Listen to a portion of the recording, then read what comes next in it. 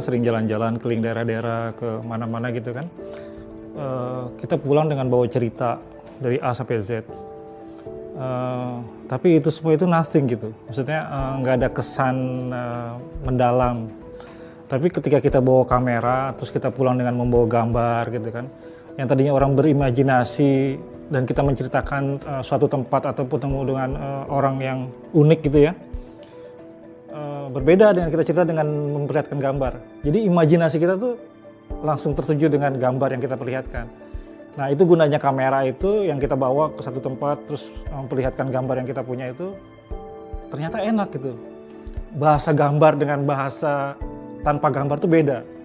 Jadi fotografi itu kan bagaimana menggambarkan situasi yang kita lihat itu memperlihatkan pada orang yang tidak melihat. Ketika kita meng-capture itu terus jadi satu frame, beda sekali kita pergi dengan kamera dengan tidak kamera, dengan membawa gambar tidak membawa gambar. Dan akhirnya itu jadi continue, jadi rutin kemana-mana itu selalu coba bawa kamera. Bahwa momen itu nggak terulang. Dan kita bisa berjalan ke satu tempat yang sama, tapi dengan momen yang berbeda itu pasti beda.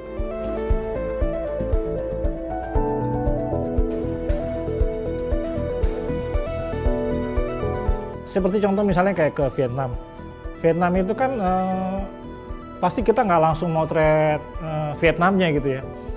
Udah ada sedikit referensi bayangan-bayangan di kepala kita Vietnam itu seperti apa gitu ya. Ketika dalam satu daerah, satu wilayah, satu negara itu kan ada beberapa hal yang mengidentifikasikan satu daerah gitu, khas ikon. Pasti yang kita lihat ya Ho Chi Minh itu, patung Ho Chi Minh, nuansa militer, gambar-gambar revolusioner gitu kan. Terus topi-topi caping yang jadi kontradiksinya tuh di satu sisi dia ingin membangun kemegahan di Vietnam, tapi satu sisi dia masih ada tuh nuansa-nuansa revolusioner terlihat dari gambar-gambar yang ada di pinggir-pinggir jalan, poster-poster, dan itu sangat terasa.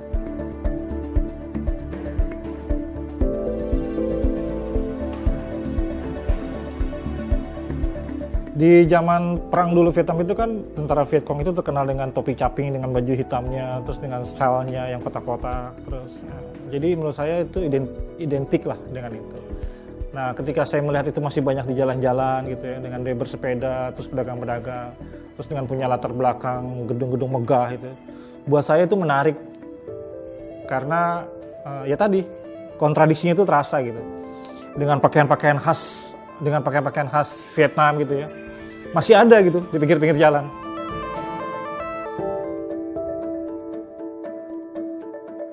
Vietnam itu punya baju seragam yang berbeda dan punya khas. Dan itu menarik buat difoto. Nah tinggal persoalannya bagaimana kita memainkan komposisi. Terus bagaimana dengan sabar menunggu momen. Terus background apa yang mau diambil. Terus angle-angle-nya dari mana. Cuma memang persoalannya itu di Vietnam itu seperti ada keseragaman gitu. Mereka semua nggak ada yang mau difoto. Jadi tatapan mata begini itu sulit untuk minta foto itu sulit. Hampir rata-rata itu dengan mencuri candy, mencuri ekspresi, terus sabar nunggu. Nah, waktu saya ke tempat museum di Vietnam itu, sampai kita jalan di trotoar tuh nggak boleh gitu kan.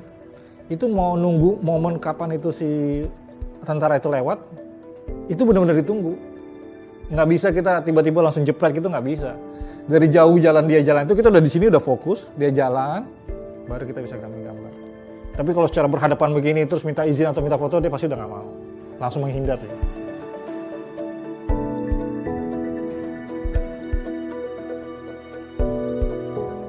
Di negara yang sosialis komunis gitu ya, masih memberikan hak kebebasan untuk beragama gitu, walaupun mayoritas Buddha. Saya datang ke situ, saya melihat mereka beribadah dengan khusyuk gitu, bersembahyang gitu ya, dengan baju khas Vietnam. Tempel-tempel itu khasnya Vietnam. Dan melihat orang bersembahyang gitu, buat saya menarik. Nah, tinggal sekarang bagaimana kita memainkan angle, terus memainkan momen, terus memainkan. Saya suka main ini, main shadow, main backlight. Ya kalau bahasa-bahasa kontemplasi, bahasa-bahasa religiusitas itu kan ya semua ingin menerangkan hatinya gitu. Ingin mencari cahaya di dalam kegelapan. Nah, ketika di tempel itu saya coba untuk main shadow, terus main backlight. kadang-kadang saya melawan matahari, tapi saya coba ambil secercah cahaya dari sesaji atau cara mereka berdoa.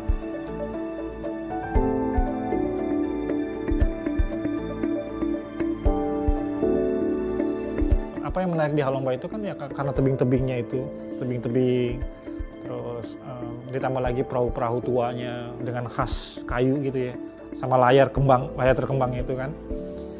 Dan kalau misalnya kita memotret aja gitu, cuma hanya meng-capture tebing gitu ya, tapi tanpa ada, ya coba untuk bermain art lah ya.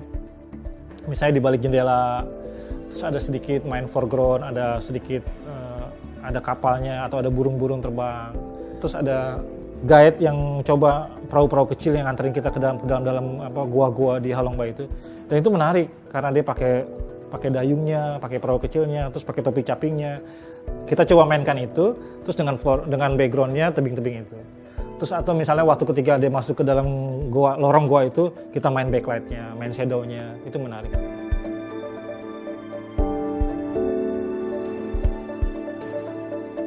Kalau kita lihat di majalah, di media itu, lihat kotanya Hanoi penuh ribuan motor di jalan.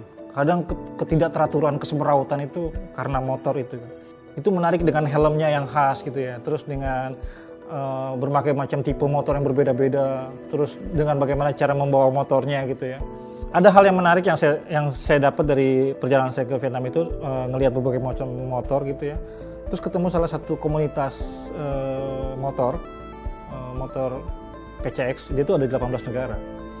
Dan beberapa kali di Indonesia itu, beberapa kali coba ikut touring dengan mereka, dan saya coba memotret perjalanan mereka gitu. Dan itu menarik, dan memang ada di 18 negara, dan semua itu dengan motor yang sama, dengan stiker yang sama. Kita di sana ngopi-ngopi, ngobrol, disambut secara welcome, dan mereka sangat respect gitu ya. Dengan adanya itu, ketika saya coba untuk keliling kota Vietnam itu, jadi lebih comfort, lebih santai untuk memotret perjalanan itu. Diajak keliling kota gitu dengan rombongan, dan saya dibonceng dan bisa memotret kanan kiri di atas motor tuh challenge lah. Kan kadang kita merasa nggak pede tuh kalau kita merasa foto kita jelek gitu ya, foto kita nggak bagus gitu. Dan kita merasa bagus ketika orang bilang bagus. Foto yang kita anggap buruk bisa jadi itu foto terbaik buat orang lain. Foto yang kita anggap terbaik bisa jadi itu foto yang paling buruk buat orang lain. Jadi motret aja. Kalau pertama kali foto kita jelek, foto aja. Tapi kan dari memotret itu kan banyak hal yang bisa kita pelajarin tuh ya. Kita sabar nunggu momen, sabar menikmati proses, sabar untuk ngejar momen, sabar untuk bisa berinteraksi dengan orang lain, mencoba untuk rendah hati. Dan itu kan pelajaran-pelajaran yang nggak bisa didapat, yang bisa mengolah, yang bisa menasihati itu kan pengalaman kita memotret. Ketika kita memotret ke satu tempat itu kan kita bisa melihat gitu ya, dari orang ke orang, itu kan juga memperkaya khasana kebatinan, memperkaya spiritualitas kita. Terus kita mendengarkan berbagai macam orang cerita itu kan kita memperkaya khasana wawasan pikiran kita. Jadi banyak kenikmatan lah dari fotografi. Intinya kan bagaimana kita menyampaikan situasi yang ada itu, realitas yang ada itu, terus kita mencoba meng-capture, meng-frame dalam satu gambar, itu yang kita bahasakan pada orang lain. Jadi udah serahkan aja, orang yang menilai. Like and dislike is life.